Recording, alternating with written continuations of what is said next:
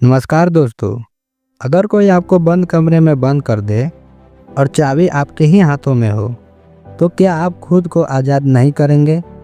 अब सोचो, तुम्हारा मन ही एक ऐसा ही कमरा है जहां तुम बंद हो और चाबी भी तुम्हारे ही पास है, लेकिन फिर भी तुम बाहर निकलने की कोशिश नहीं करते। क्यों?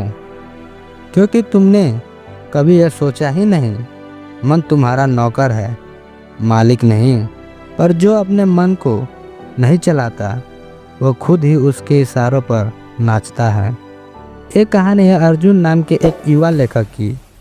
अर्जुन का सपना था दुनिया का सबसे प्रेरणादायक मोटिवेशनल बुक लिखना, पर एक ही परेशानी थी, उसका अपना ही मन कभी आलस, कभी डर, कभी संदेह। वो लिखने बैठता और उसका मन उसे खींच लेता।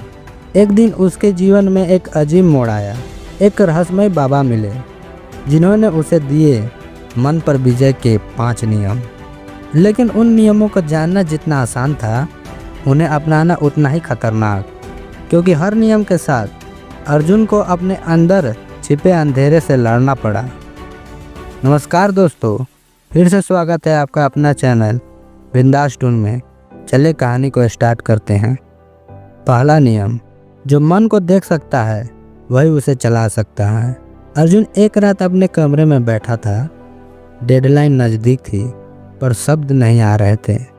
उसका मन बार बार उसे यूट्यूब, सोशल मीडिया और नींद की ओर खींच रहा था।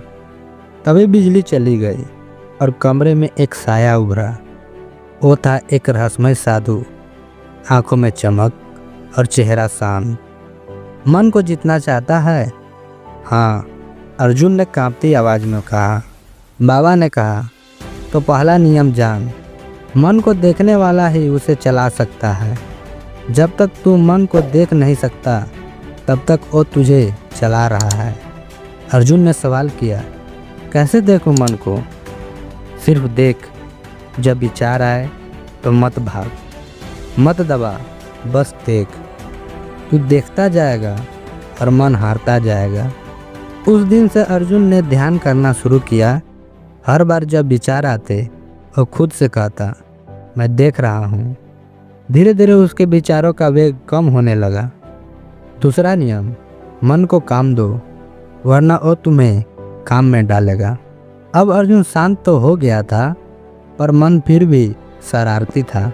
कभी बेचैनी, कभी ऊब, कभी शक। एक दिन साधु फिर प्रकट हुए तो शांत तो हो गया, लेकिन अभी भी नियंत्रण में नहीं है। दूसरा नियम जान, मन को काम दो वरना वो तुझे अपने काम में उलझा देगा। कैसा काम?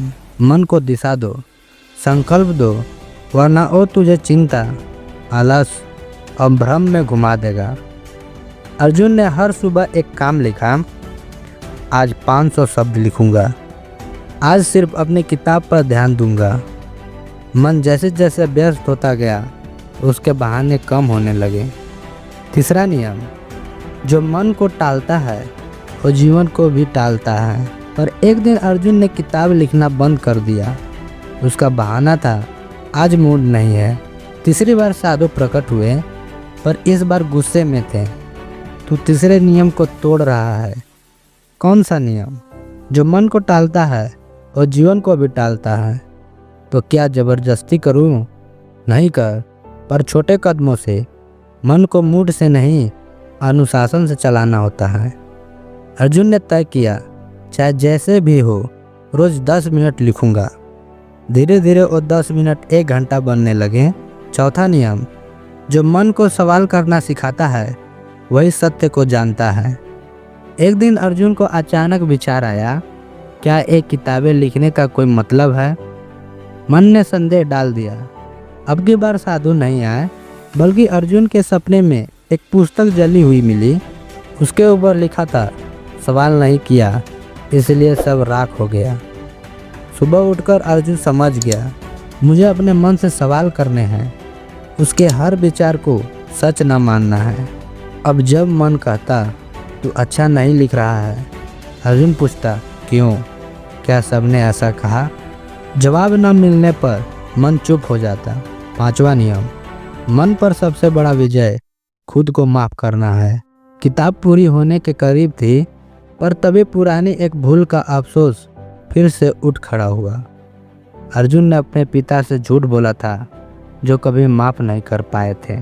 गिल्ट ने उसे अंदर से जकड़ लिया। रात में वो सपना देखता है, एक बड़ा शीशा टूट रहा है और उसमें अर्जुन की छवि बदल रही है। कभी अपराधी, कभी बच्चा, कभी रोता हुआ लेखक।